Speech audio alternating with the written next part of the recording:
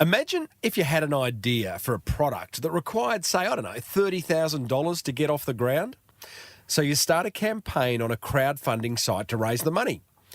Imagine if people loved the idea so much that you ended up with just over $1 million in 30 days. Well, that's exactly what happened to OrbitKey inventor Rex Kuo. Ka-ching!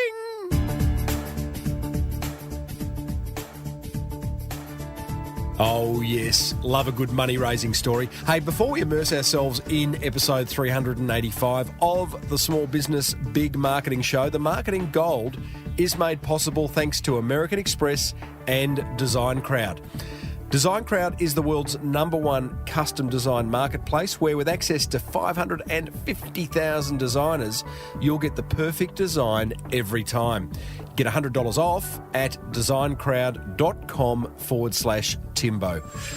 And check this out. You got to love it when your business expenses reward you. When you apply for an American Express Business Explorer credit card by November 30 and spend $3,000 in the first 3 months from the card approval date, you'll receive a bonus 100,000 membership reward points. Search Amex Business to find out how. New American Express card members only. Terms and conditions apply. I always wanted to do that.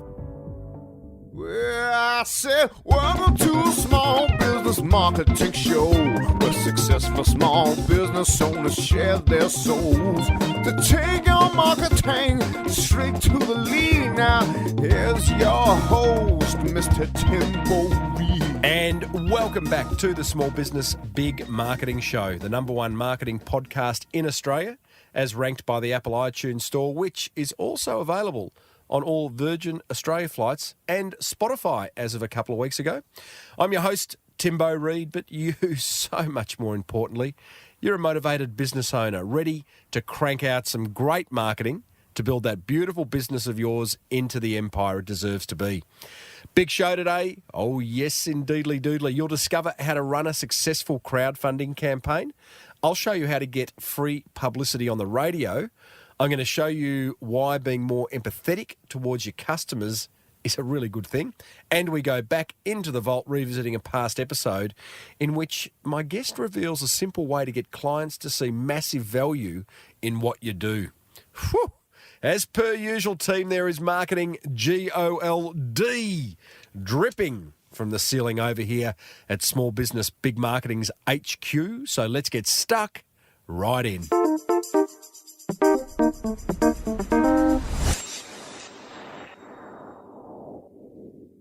Now, before we go and find out how to run a highly effective crowdfunding campaign, and boy, oh boy, is that a great story, I have got a couple of things for you. First of all, an opportunity to promote your business on national radio. Now, I do a show every Wednesday night from 9 p.m. Australian Eastern Daylight Savings Time. It goes out on 58 radio stations around the Macquarie network. It's with a fellow by the name of Steve Price. The show's called Be That Business, and we just talk about small business and how you can use technology to grow your small business. I would love you to call in 131 873 and say g'day, promote your business and ask a question. It would be fantastic. Not only would it be great to hear from you, but it's also an opportunity for you to promote your business. And Talkback Radio, you know, I love podcasting, don't get me wrong, but Talkback Radio, that will help you hone your skills, your pitching skills, and why not get a bit of free promotion? Hey, did you notice that I have a brand new sponsor in American Express? Now, this is a big deal for two reasons. Number one, it's the generosity of sponsors that make this show possible. But what's especially exciting is that American Express is a top-level global brand who have had enough faith in the podcasting medium to support you, the small business owner, and this show. And that excites me hugely. So thank you to the guys at American Express for believing in what I do, in what small business owners in Australia do, and for making this show happen.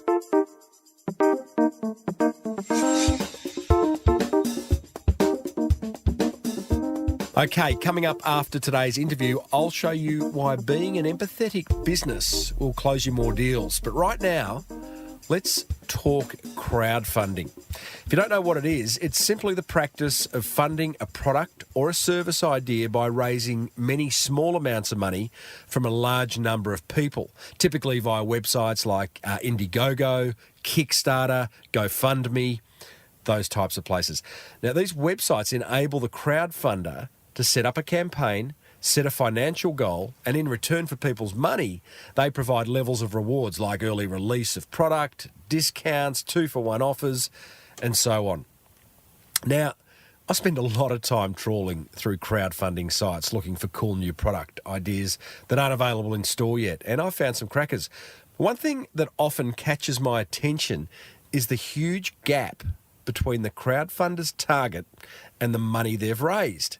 It's not unusual to see disparities of like 1,000 to 5,000%, which begs the question, what makes a successful crowdfunding campaign? Well, to answer that question, let's meet Rex Kuo. He's the co-inventor of OrbitKey, which is a simple device that puts an end to messy key rings. Imagine a small leather strap that you fold over with a locking mechanism at the end. You thread your keys through, fasten it, and then fold your keys into the hollow made by folding the strap over it. Got it?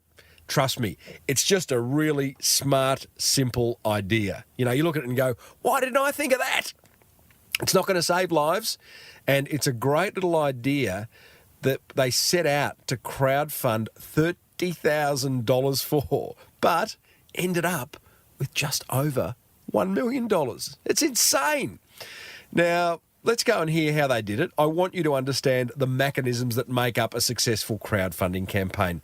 And I do love an interesting career progression. So I started off by asking Rex what he and his business partner were doing pre-OrbitKey. Yeah, it was a big jump for us. My business partner, Charles, he was an industrial designer working at a consultancy. Whereas myself, I worked as a pharmacist in a community pharmacy. And, I worked there for maybe 2 to 3 years. And, it's, completely different. Like, no business background. I've always been interested in business. Yeah. Interesting. You were mentioning before we went on air about Jack Gantz, an interview I'd done only a few weeks ago, who is the founder of Chemist Warehouse. He too was a pharmacist, but had this entrepreneurial kind of yearning that kind of led him to bringing a whole lot of different brands to Australia before becoming our biggest retailer. Yeah, I listened to that interview. It was a great interview. I actually worked for Chemist Warehouse. Oh, there you go. So there's a lot that I could relate to, and he's a great businessman. So you and Charles are in unrelated careers. You're mates, I'm guessing. Yes. Were you looking for like a business idea, or did OrbitKey just come to you as a problem that you had? I think it was a bit of both. Like, certainly for Charles, he was the one with the OCD with jingling keys. Like, he used to go jogging and he hated jingling keys. Love a bit of OCD. Yeah. Always leads to an invention. Well, that's right. Yeah, that's how the best products are made. You kind of design them for yourself. Yes. He made a prototype for himself and he was using that for over a year. Yeah. And then he showed it to me one day and I thought, hey, this is a great idea. And I remember at the time, I just got a new phone and a new wallet, and I was always really conscious about putting my keys. A bit of OCD yourself. I guess you can say that. Yeah. I was really conscious about putting my keys in the same pocket as my phones and wallets. So we started looking at other ways to improve key carrying, and off we went. So was there a point there where you clearly weren't enjoying pharmacy and Charles wasn't enjoying his career so much that it was like, this is what we're going to do? OrbitKey, the concept came to you and it's like, this is exciting. This actually looks like something no one else has done. Yeah, I think it was more, we were both looking, working full-time jobs, and, we were just looking for an opportunity to do something for ourselves, like we're young and, we wanted to start something and, grow it into something bigger. And, we started, brainstorming different ideas, and Charles showed me this early prototype, and, we thought that would, maybe other people would like it too. Mm-hmm. Yeah. So you saw it. What made you think it was a really good idea? Because this kind of area fascinates me. I always say, like, if Steve Jobs had have told people about the iPod, that we could throw away our CDs and albums and have a little white box, we'd go, no way. That's a stupid idea. Yeah. He didn't listen to the people. I guess he didn't often do that. Why did you think OrbitKey was a goer? You know, I guess when we started it, you know, we had no idea that other people would like it too. And when we first started, like, you know, when we were designing it, in fairness, we weren't designing it for other people. We were designing for ourselves to start with. You know, we thought, hey, like, you know, if no one gets this product, at least, you know, we've got something that we'll love using. You know, we later on in development, you know, we started sharing with other people, and of course, you know, naturally, all our family and friends told us it was good. You know, they're not going to tell us it's not good. But it wasn't until crowdfunding came along, you know, that was a good opportunity for us to really test the market. You know. Okay, let's talk, because we are here to solve the crowdfunding mystery, or you certainly, for me, that's why you're here. I love the story. Sure. Crowdfunding fascinates me. So you decided that crowdfunding was both a way of validating the idea but also raising funds to bring it to market? Definitely, yeah. You know, when we spent 9 months developing the product, you know, countless prototypes, and, you know, finally we got to a stage where, you know, we had something that we were happy with, but we didn't know how to launch it. And that time, sort of, crowdfunding just became, you know, starting to get popular overseas. There was a little bit of exposure in Australia, not a lot. 2013? Yeah, 2013, early 2013. And, you know, we thought, you know, this sounded like a great opportunity. You know, we didn't have to invest, you know, hundreds of thousands of dollars into molds and the large minimum order quantities. We could test the idea to see if other people liked it too. Mm-hmm. It just made sense for us. Why did you choose Kickstarter as the platform? Good question. We actually didn't choose Kickstarter to start with. We went with another platform called Indiegogo. Mm-hmm. You know, our campaign was all set up. We were all ready to go. And we heard word that Kickstarter was launching in Australia. Uh-huh. They were going to open it up to Australian creators. And we thought, you know, Kickstarter's got a great brand. It's got great following, and we knew they were going to do their own organic marketing as well. And so we wanted to kind of ride on that wave, and we wanted to make sure that the day that Kickstarter was live in Australia, that was the first day we were going to launch our campaign. Yeah, okay. And that's what we did. Well, clearly the numbers prove that it was a huge success for you, and we'll talk about that in a minute. But any regrets not going with Indiegogo up front? No. What's the difference between the two? Because then there's also GoFundMe. There's no shortage of crowdfunding platforms. There's a lot of different platforms, and, you know, in fairness, they all have their great points. I guess the biggest difference between Kickstarter and Indiegogo is that Kickstarter has a all or nothing funding model. So you set your minimum funding goal, and if you don't reach it, then the money goes back to all the backers. Indiegogo have an option where, you know, you can keep the funds even if you don't reach your funding goal. Wow. So okay. Yeah. Is that the only difference? No, there's other differences, like Kickstarter.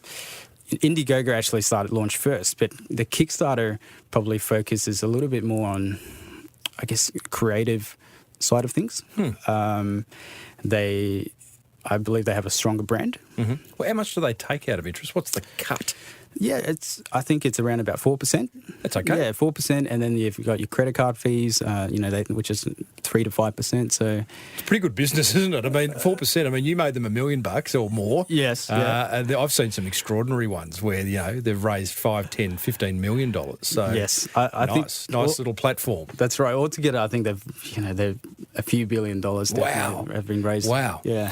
Okay, so I really want to break down what makes a highly successful crowdfunding campaign. So I think maybe the best way we do that, because you've done 3 so far, right? Yes. Yep. And you're about to do a 4th in November. Yep. So you're learning a fair bit along the way. And as I said at the top of the show in your introduction, I see these gaps, these amazing gaps between someone wanting $10,000 and all of a sudden raising $300, $400, $1 million. It's like, how did that happen? Did you under budget? Was the idea so good? So let's break down what makes a really successful crowdfunding campaign. Great. Well, that's a big question. You've got to know. There's so much to it, like to a great campaign. I I guess to start with, you've got the product. It needs to relate to enough people, I guess. Your product needs to be kind of people. Just hold that thought because we're about to be interrupted by Peter Hitchener from Channel 9. Now, Hitch, welcome. We are in the middle of an interview, but I think this is hilarious because do you have your keyring that you have? I've got half my keyring with me today. You have minimised your keyring. Listeners, a past guest, Peter Hitchener, has just walked into the studio because I have seen his I have seen his keyrings previously. And Hitch, you would normally carry a lot more. Where have they all gone? They're in my office at the moment, sitting quietly on the desk because I'm after the showgrounds after this, the last day of the Royal Melbourne show, and I thought I'm not going to cart around all those keys with me.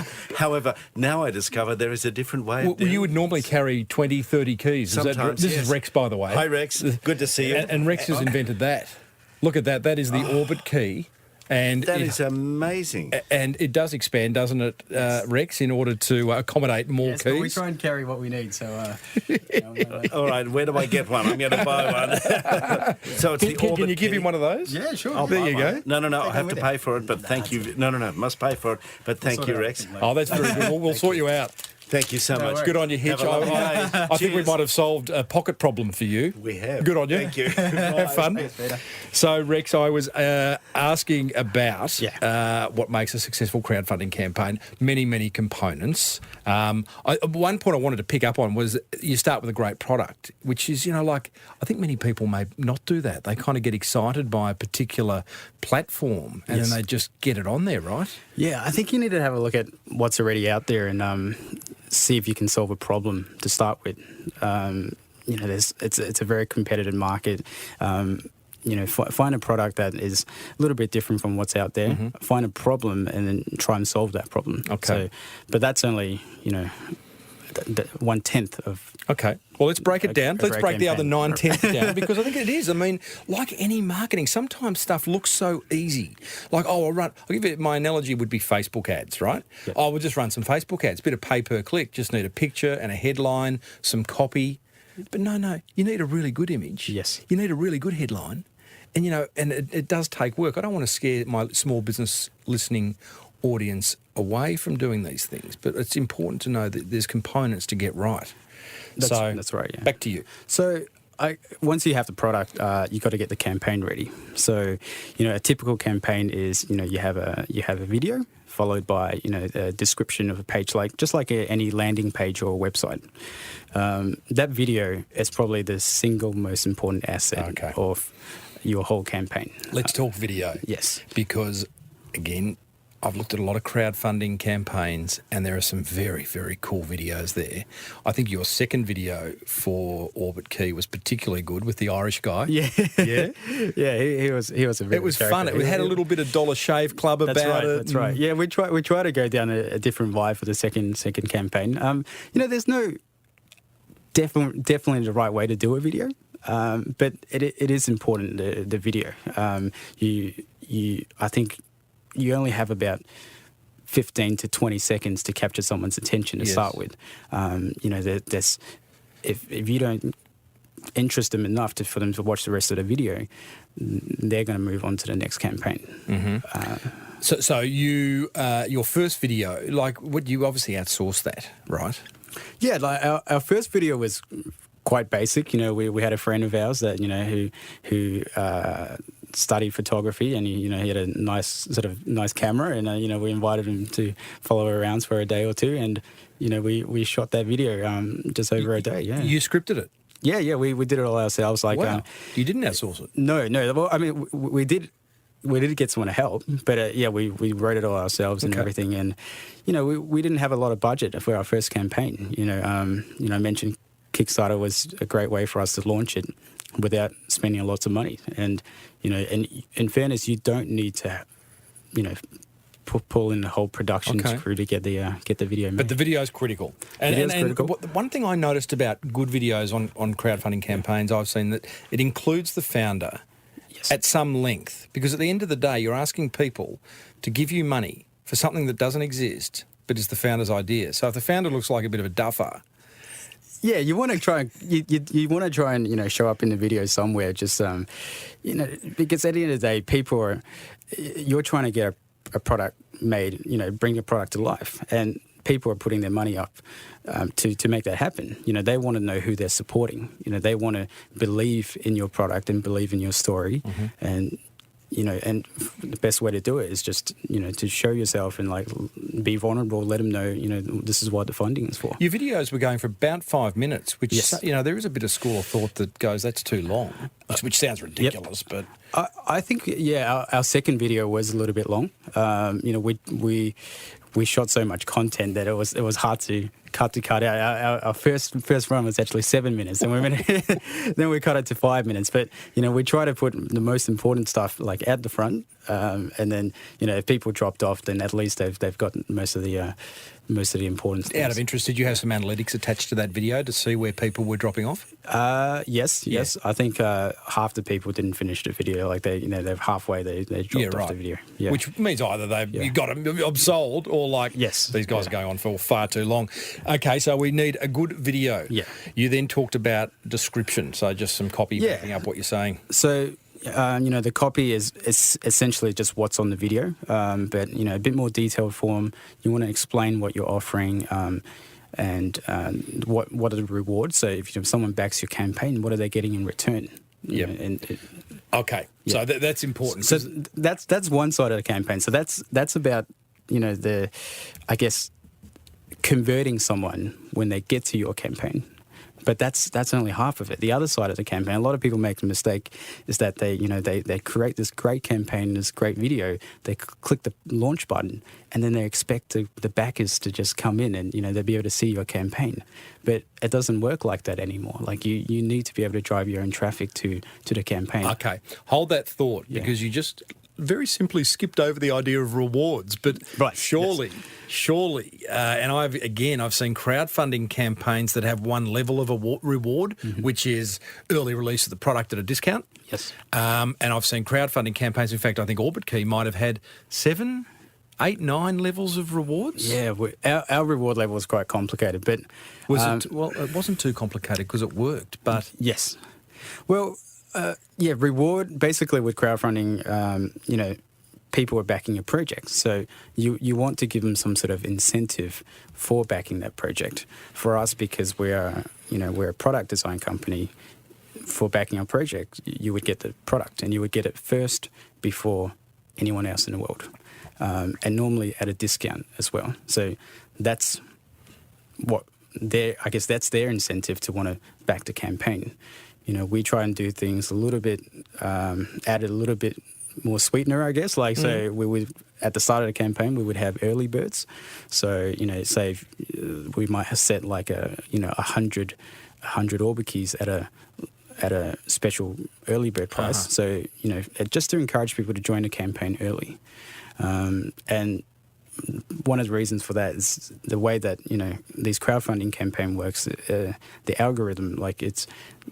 The first 24 hours of the campaign critical is so important. You need to be able to drive traffic to that campaign in the first day. You need to get backers in the campaign the first day. Okay. And then it's got more chance to pick up. I want to just get finished rewards, because clearly marketing is the other side of this coin that you got to drive traffic to. Yes. But with your rewards, do you think you did too many? How many did you have? How many levels of rewards? I think we had about 10. Wow. Yeah. So 10 at the end of your campaign, and again, it was a successful campaign, so we can't knock the fact that you had 10 levels of rewards. But did an 80-20 rule apply, where 80% of your income came from 20% of those? It did, yeah. Right. Definitely it did. So we offer different rewards because we have a few different materials at different price points. So we had no way to do it. We had to offer different rewards because for all the different products that we're offering. Okay. So at the base we had early birds, and then we had a reward for each different style, and then we try to throw in a few Hail Marys, I guess. We had an insiders pack. So if you back a certain amount of money, you would get access to the next 4 or 5 products before anyone else do.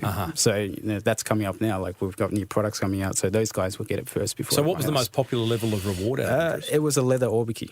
Right. Yeah. So how does that translate to someone listening wanting to do a crowdfunding campaign? What's your advice on rewards, on coming up with the levels? Sure. I would say price them. Be really careful about pricing your rewards. Think about what your after crowdfunding, what price there will be, and what sort of discount are you willing to give your backers to incentivize them to join a campaign early. Don't make the mistake of giving too much discount and then getting burnt with shipping expenses later on. We did that in our first campaign. You want to make sure that it's clear, like the reward that you're offering is Crystal clear. Crystal Don't be clear, creative. Don't be clever. That's right. Spell it out. Yeah, exactly. Like write in the description exactly what it's for. We have a little table in our page that shows you in image form. If you pledge this amount of money, you will get this in return. Right. Yeah. That's in your description for. Yeah. Okay. Yeah. Love it. So Rex, we have got a great video. We've got well-written copy for the description. Yep. We've got a number of levels of reward. Yep. That's the campaign. Are we missing any component of the on-page campaign? No, I think that's pretty. Yeah, that's pretty much it. Yeah. People hit the button, go, I'll have that level of reward. Hand their money over to, I guess, Kickstarter at this point in time. Yes. Who'll hold the money until the campaign's finished. Yep. Okay. But right now, as I could understand it, that campaign that you've just beautifully created is a needle in the Kickstarter haystack. It is, and more so. Like, right. When we launched. Welcome to marketing. Yeah, exactly. When we launched our first campaign, it was a lot easier. Like, we could expect organic traffic from Kickstarter, but now not so. Like you would definitely get lost if you don't try and drive your own traffic at the start. Yeah. So I imagine there's two levels of marketing a Kickstarter, a crowdfunding campaign. There is the platform you're on. They might feature you.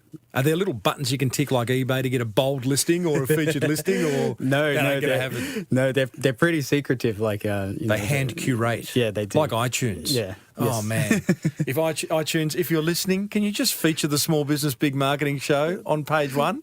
That'd be really nice. That's right. Yeah. So they're hand curating products that they see. They go, that's pretty cool. Yep. Let's put that on our homepage. Yep. Did that happen to you?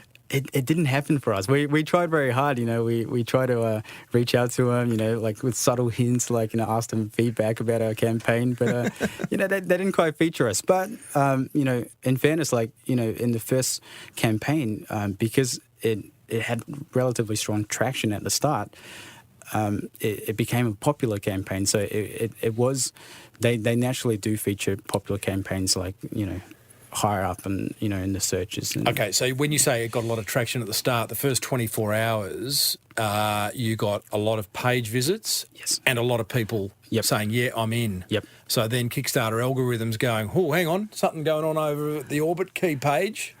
Yes, yeah, exactly. Like the first 24 hours that was really important for us. So what did you do? Well, earlier on in the campaign, this is pre-campaign, we're a bit nervous about sharing the campaign. Obviously it's a new concept, a new product. We didn't want we didn't want someone to take our idea, I guess. But we made the decision to share it anyway. So about a few weeks before the campaign, 5-6 weeks before, we try to generate excitement for the campaign. We spoke to as many people as we could, family and friends, asked for their opinion, asked them to. Their thoughts on the product, because we find that when people when you ask for their opinion and you listen to them and you make implementations based on what they say, they also want you to do well. Mm-hmm. They got buy-in. Yeah, that's right. They feel like this is a part of their campaign, and this is kind of how the whole crowdfunding works. In a way, like it's about building the community. They want to. Yeah, that's right. They want to see your campaign do well, and they join in so this product could come to life. So we shared the campaign before Kickstarter as much as possible, get people involved. We try to we created a Facebook page, landing page, just to get people's attention. Started sharing behind the scenes. Great. Maybe little teasers about the product. Yep. So you're revealing the product. You're talking about the fact that this is the problem it solves. Here's some prototypes. Here's some people's thoughts on it. Getting some feedback via comments and sharing, and all the time saying, "Hey, listen, on such and such a date, it goes live on Kickstarter, and you can be a part of it." Is that the kind of spirit of what you? Okay. Yep.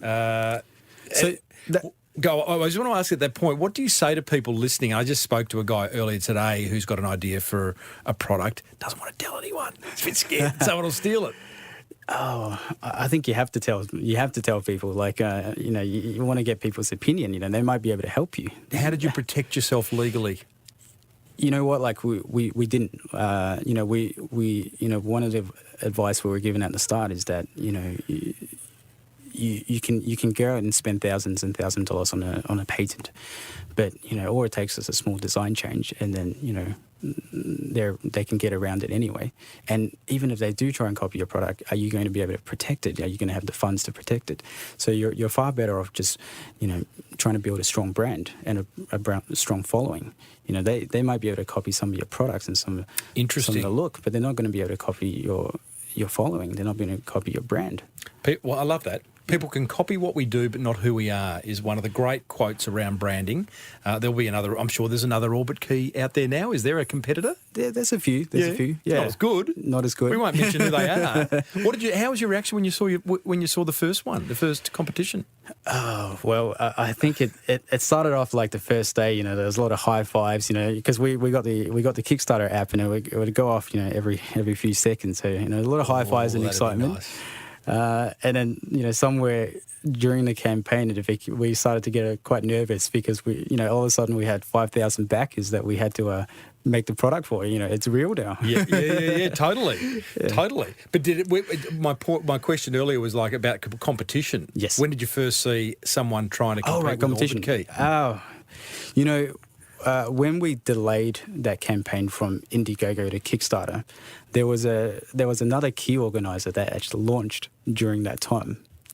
Wow. They were really successful, but that threw us off a little bit. I have to admit, but we carried on. Like it wasn't exactly the same product, so we're happy to keep going, and we thought our product still offered a lot of advantages over the other. Yeah, okay. So a bit nervous, but at the end of the day, they're probably building the category of key management systems. That's right. Versus competing head on with OrbitKey. So you've run your first Kickstarter campaign. Great video, great copy, great levels of rewards, great marketing, building excitement weeks out from the start of the campaign.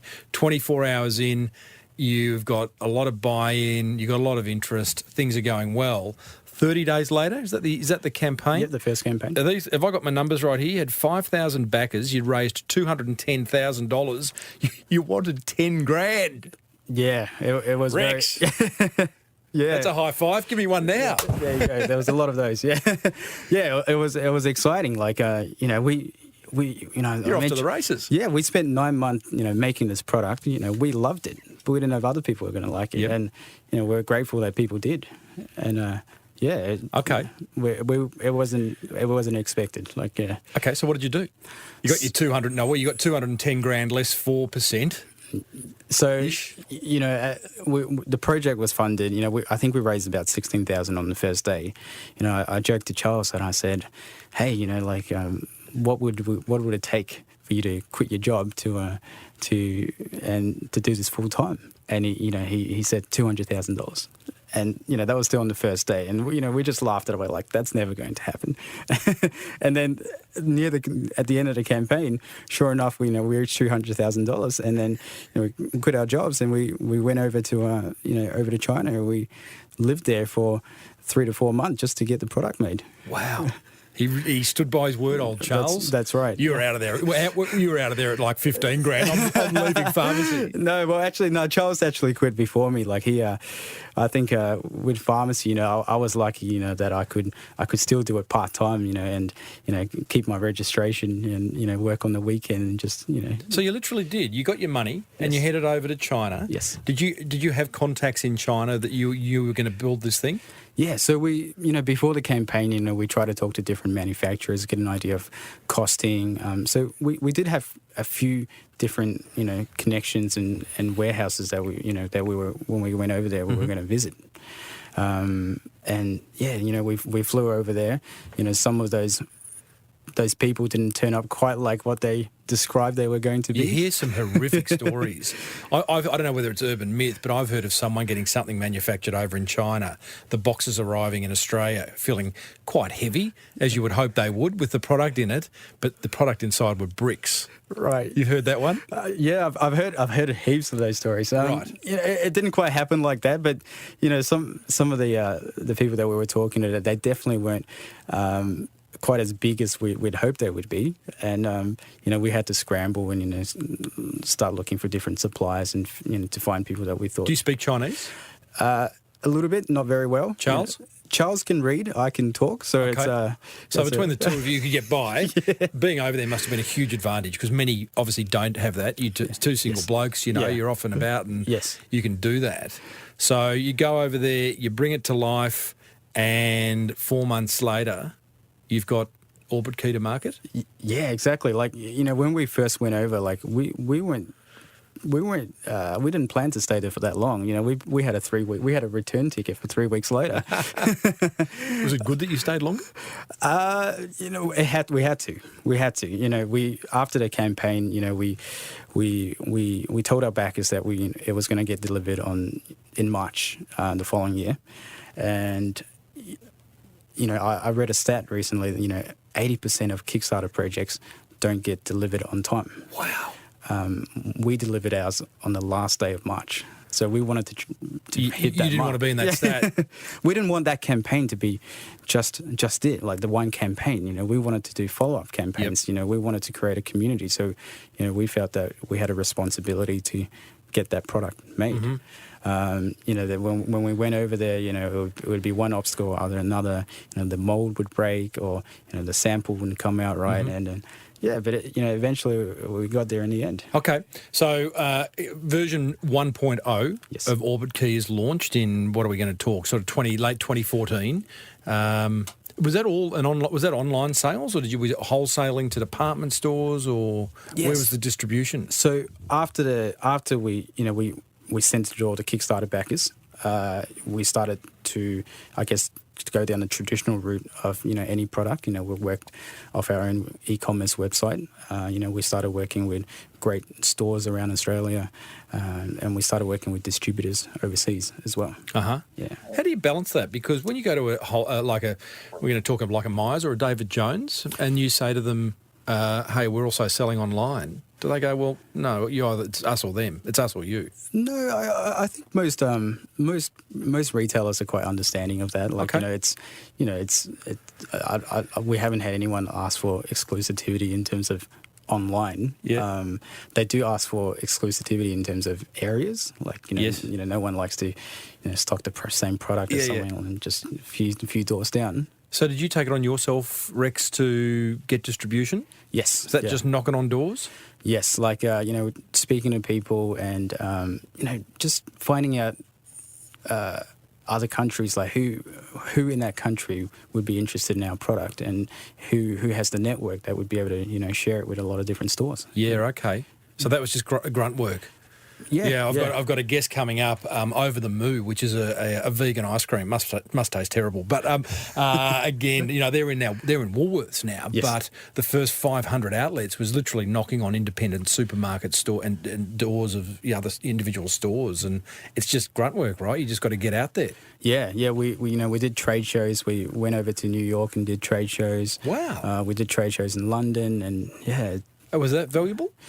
it was expensive, but we built a lot of connections, and we from there it would lead to you meet one person and you ask them, hey, do you know anyone else, and then it goes from there. That's amazing.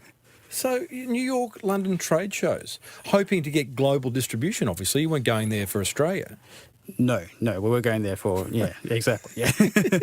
And what was the biggest win out of going to a trade show in one of the biggest cities in the world? I think it was just about meeting other distributors. Like, so for example, in Europe, meeting other distributors. We have a great distributor in Scandinavia and Netherlands. We have, a great partner in Ireland.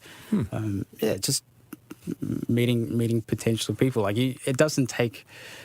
It just takes us like that one opportunity to meet someone that, true. And So true. Yeah. So by the way, listeners, I'm speaking to Rex Kuo, who is the co-founder of OrbitKey and a crowdfunding genius, as it's proving. Now, we've only got to OrbitKey version 1.0. You then went back into the crowdfunding marketplace in 2016 with version 2.0, with a better product, right? Yes. Yeah, so we took everything we learned over that 2 years. We had a lot of feedback, good ones as well as bad. Yes. And, we put it into a second version of our product. And once again, we needed to launch it. And, we went back to what we knew best, which is Kickstarter. Yes, yeah. And at, 2 years, there's a lot of things happened in 2 years. It was a whole different landscape. Our first campaign, when you launch the campaign, there's still a chance that people would find it organically. The second campaign, it was a lot different. The haystack just got a whole lot bigger. Yes. And no advantage of being there previously and having success? No doubt. Outside of knowledge? No, I think you get advantage in terms of, that community you've built along the way. No, not particularly. So, second campaign on Kickstarter, you've got a better product, you've got a better video. It's a really good video. It's quite funny. It's a little bit long, but that was proved. But a lot of fun. I mean, obviously a professional actor of sorts. Did you script that, or you had someone else write it this time? No, one of the guys on our team wrote it ourselves. Yeah, it's fantastic. Yeah, I mean, so we've got a really lovely idea about it, and some nice humour. Yes. So great video. Levels, less levels this time. Reward levels. No, we still had a lot of products, so we not by choice. We had to have a lot of reward levels. Yeah. Okay. What did you do differently from a marketing point of view? Anything? Oh, there was a lot that we did differently. Like we learned.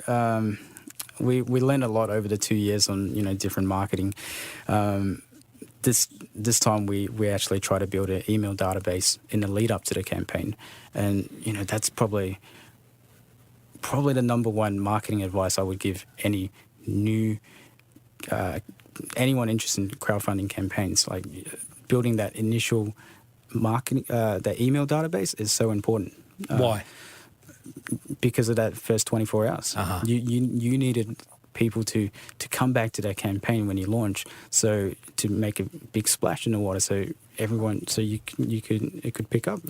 I think email is massively underrated. I mean, we live in this world of social media. I think we've got to remind ourselves that from a social media point of view, Facebook and Twitter and LinkedIn desperately want us to be there, but they don't want to give away too much they're holding our followers hostage, right? Yeah. Until we give them some money. That's right. To boost that post. And yes. It's even then, it's like you go from 1% to 3%. And then you got to spend more dough. Whereas with your email list, that's assuming it's a clean list. There's 100% attention. That's right. And I think email it's not just about building an email list as well. It's also about the value of that email, like who you're getting to sign up to that email list. Like you sometimes you could run like a sweepstake competition, and you just get a whole bunch of different emails from random people that are not interested in your product. Just want to win a prize. That's right, and that's not valuable. So how did you build your list? Landing page to start with. It was we had a 4-week campaign. We started with a landing page. On social media, we would share little teasers and snippets of our product. We would reveal more and more in the lead up to the campaign. We try to cross promote with other brands out there, like-minded brands. Not keychain brands, but maybe like a wallet brand or Did you get with Bellroy or any of the big wallet kind of? We would have liked to, but we didn't end up working with Bellroy. That would have been cool. Did you tap them on the shoulder? They were nice enough to offer us some great advice. Yeah. Great. Yeah. Happy days. Okay, so tell me if I've got my numbers right. Campaign 2, version 2.0 of OrbitKey, 14,200 backers. Yes. 1 million Well, I can't even say that. $1,008,000. And you exceeded your goal by 3,000%. Yes. Yeah. That's ridiculous, Rex. Yeah. That's extraordinary. Yeah. High fives everywhere. There was a lot of high fives around the office, that was for sure. And, it was supposed to be easier, but it still felt like a lot of work because, at that time we were running our normal distribution, our wholesale and our online business. But all of a sudden we got this Kickstarter campaign. It's like having double the workload all of a sudden. Oh, you poor thing. Really sorry to hear that. If you could only do it again, get less backers, less money. That is a good outcome. So that then allowed you to take the product to another level. But then you did something that I can't quite figure out where this piece fits. You did a second version of the campaign with Indiegogo in demand, which is their kind of like, you explain it. Well, after you have finished your crowdfunding campaign, whether it's 30 or 60 days, you still need the funding stops at that point. But at that point, your product is not ready to be delivered straight away. You still have to get the product made. But at the same time, people they missed out on a campaign. They're still interested in the product. So Indiegogo in demand is kind of like the halfway sort of transition product between crowdfunding and taking online orders on your website. Okay. So, that allowed us to continue to take orders. And Kickstarter didn't have a version of that? No, they didn't. And how much more did you raise? Well, that was a all part included of that. in the mill. That's right. The lazy mill. So where's OrbitKey today? Wrap some numbers around it for us. Staff, turnover. So we have a great team. Like there's now 12 of us in the business. We have guys in Australia. We have a guy in New York, and we also have someone in China as well. Full time? Yes. So 12 full-time staff. Our products are sold to 140 different countries around the world. Wow. Yeah. How many have you sold? We've sold just over 200,000 keychains, I guess. Yeah. They're not keychains. Come on. We like to say we've converted 200,000 keychains. What do they retail for? So depending on the style, it could be $35 to $45. Yeah. 200,000 doesn't seem like a lot, I say with respect. Mm-hmm. Are you disappointed by that number, or is it like... No, we're okay. Like, it's we're growing a community, and we've got a great team behind us. So we're happy. Yeah. Because you keep under budgeting. What's your budget for the next 12 months? How do you want to sell 1 million or? I think in the next 12 months we want to keep selling the same product, but we want to come up with a full range, different products, and that's where the next campaign comes in, I guess. Your online sales versus retail sales. What's the kind of split? They're probably, our online's probably about 40%. Yeah, right. Yeah, so we do really strong in wholesale and in distribution. What do you prefer? Sales or sale? Yeah, I think it's a sale is a sale. It's different. Like distribution, obviously, is less work for us. Someone else is doing the work, but it's less margins. Mm-hmm. Whereas online, you get the full margins. It's a great story, Rex. How do you feel, mate, after leaving pharmacy 4 years ago and embarking on sort of an unknown, half proven on a crowd off the back of one crowdfunding campaign? But how do you feel now? It's sometimes I wake up and I think, wow, like. I still have a lot of friends still doing pharmacy, when we catch up, and it's just, I'm not sure how we ended up over here. It's just a complete different direction of how we started. And, it feels great. Well done, buddy. Thanks for sharing, taking us behind the scenes of a crowdfunding campaign, because I've always wondered for so long how that gap, clearly you under-budgeted with what your expectations were, but still your raising of those funds. And I think my learning there is that maybe a great starting point is just having a really good product. Yeah, that'd be a good place to start. And anyone else thinking of crowdfunding, any last bit of advice before we finish up? I think do the homework. Don't just click launch too quickly. Make sure you build that email list and speak to people as well. Like there's a lot of information out there on like this podcast. I guess Hello. Do the work. Don't just jump into it straight away. Like do the homework. Good on you. Thanks, Rex. If someone wants an OrbitKey, where do they go? Just on the website, orbitkey.com.au.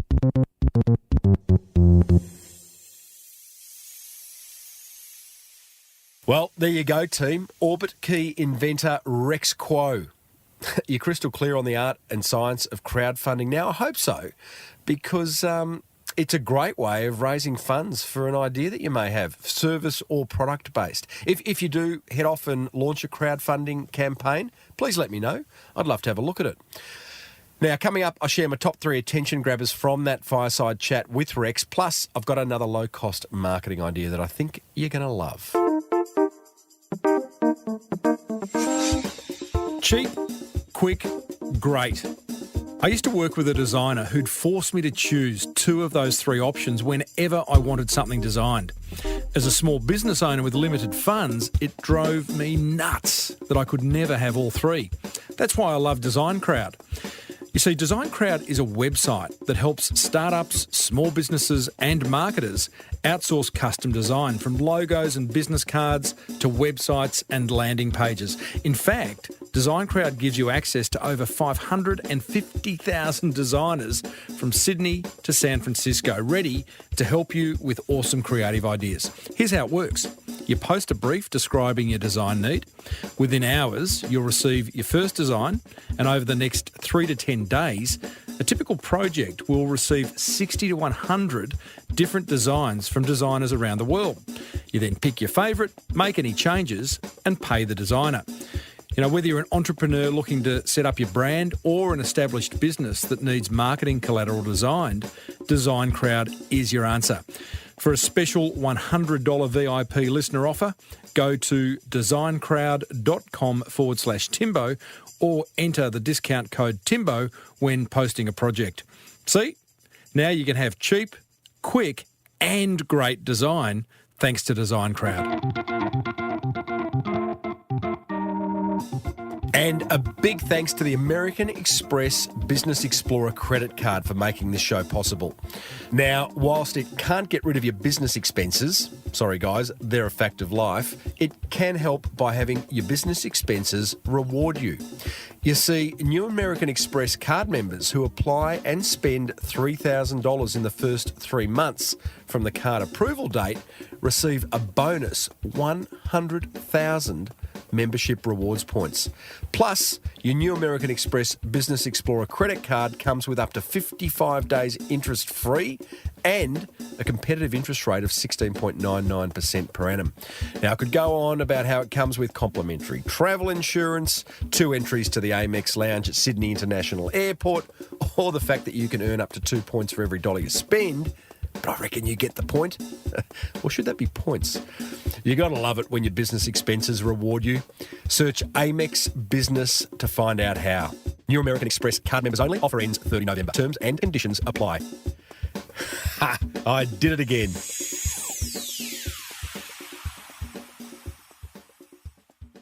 Okay, my top 3 attention grabbers from my chat with serial crowdfunding expert and OrbitKey co-inventor Rex Kuo, thanks to American Express and Design Crowd. Attention grabber number 1. A great product or service offering is your best marketing, hands down. No doubt about it. You can do all the marketing you like, but unless that product or service of yours is best in class, then you might just struggle a little bit. Attention grabber number 2. Despite having a great product, don't sit back and wait for success. You got to market it. Market. Marketing is the lifeblood of a successful business. And if you've been listening to this show long enough, you will well and truly know that. Attention grabber number 3. Get out there as the business owner. I loved the fact that Rex and Charles headed to trade shows in New York City and London. Wow. Many would see that as extravagant. I see it as smart. I hope they use their Amex. And as Rex mentioned, it only took one great partnership to be established, and the business trips paid for themselves. That's what grabbed my attention. I'd love to know what grabbed yours. Head over to smallbusinessbigmarketing.com/385. Let me know. What have you got to lose? It's time for one simple yet effective marketing idea that you can implement immediately. It's not going to cost you a fortune, might just generate you more awareness, more inquiry, and ultimately more sales. I call today's idea the empathetic business hack. 2 days ago, my P-plater son ran the oil dry in his car. Not pretty. A quick diagnosis by the roadside mechanic suggested that he'd need a new engine. Guessing a new engine wasn't going to be cheap, my anxiety levels started to peak. My self-talk went something like this. Be cool, Timbo. Be cool. Just ring an engine specialist and they'll calmly walk you through what needs doing. Knowledge is king, right? So that's exactly what I did.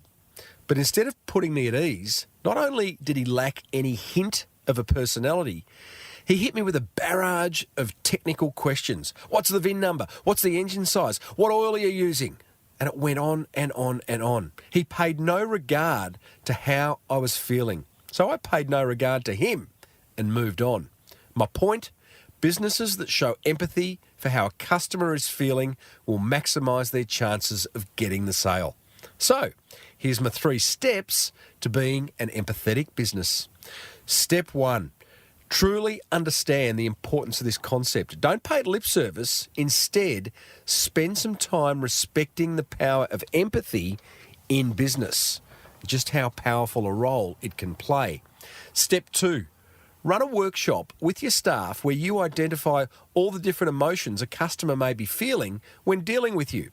For example, if you're a travel agent, some customers may be excited, others confused, some nervous. And step 3, make sure all customer-facing staff are crystal clear on how to treat different customers based on their emotional states. And here's the pro tip.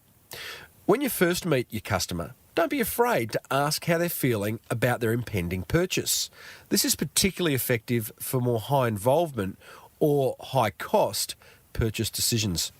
That's my 3 steps to closing more sales by being a more empathetic business. Head over to smallbusinessbigmarketing.com/385 where you'll find a link to this post, plus some additional resources to bring this idea to life, including 6 habits of highly empathic people and 5 tips to becoming more empathetic. Plus, you can grab a signed copy of my book, The Boomerang Effect, which is full of marketing ideas. So, What have you got to lose?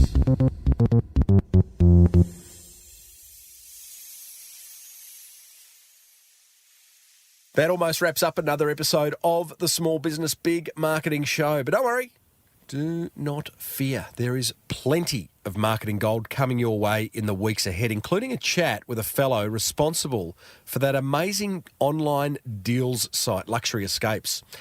Hey, have you listened to the chat I had with commercial office painter Taz Morlis? Here he is explaining how he gets clients to see massive value in what he offers. This probably sounds counterintuitive, but we don't do this intentionally. But what I found is my clients, long-term clients, something's always started at the beginning that went wrong, and we fixed it, and we made it 10 times better than what it actually was the first time round. Right. And I found the opportunity for us, for example, I'm running a few jobs at the moment. I've got my eyes on the ball all the time.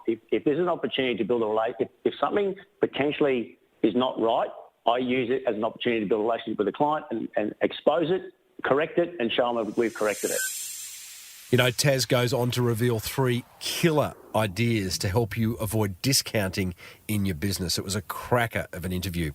You'll find that full interview plus hundreds more over at smallbusinessbigmarketing.com, or you can subscribe free on your favourite podcast catcher, or go to Spotify. Oh, yeah.